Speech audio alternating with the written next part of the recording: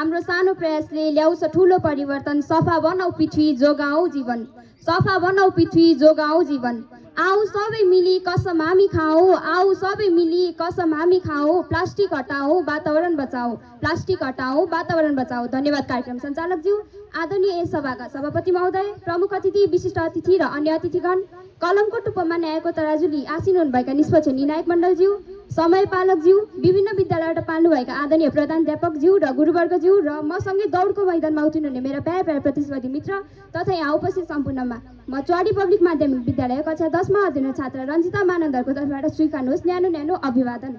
आज मिति 2082 चैत्र 6 गते आयोजना गरेको यस वक्तृत्व कला प्रतियोगितामा म रञ्जिता मानन्दर प्लास्टिक जन्य वस्तुको प्रयोग हटाऊ वातावरण जोगाऊ शीर्षकमा आफ्नो भनाइ राख्न पाउँदा हर्षले गदगद भएकी छु।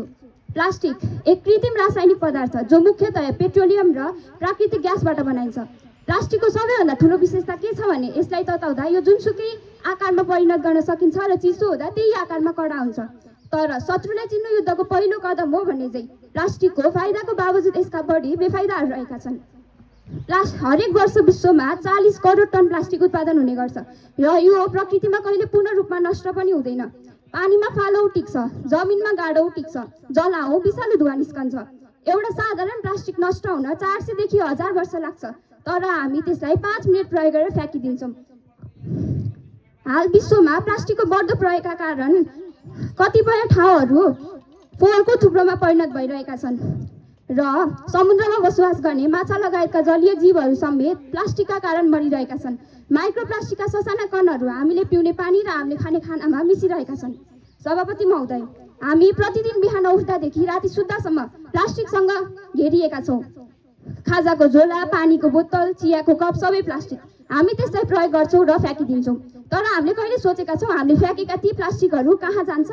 त्यसले हाम्रो भविष्य, हाम्रो धरती, हाम्रो आकाश, हाम्रो नदीलाई के असर पुर्याइरहेको छ?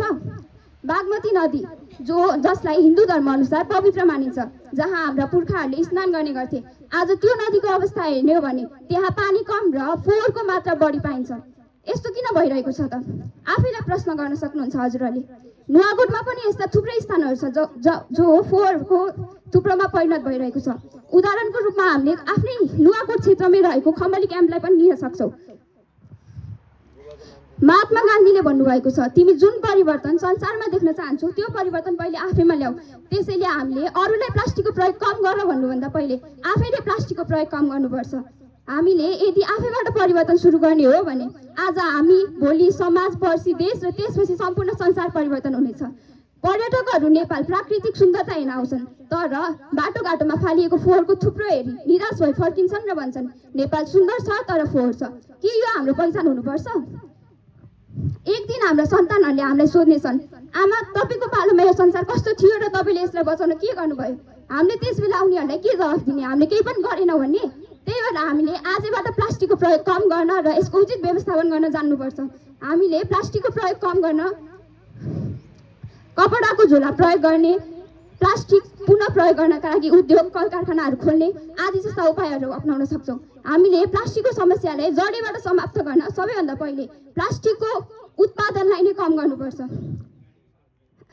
परिवर्तनको सुरुवात ठुलो भाषण होइन, आजको सानो निर्णय हुन्छ। त्यसैले आउनुहोस् आजदेखि प्रण गरौँ, प्लास्टिक हटाउँछौँ, वातावरण बचाउँछौँ। आज बदलिन्छौँ, भोलि बदलाउँछौँ। जय नेपाल, जय वातावरण। धन्यवाद।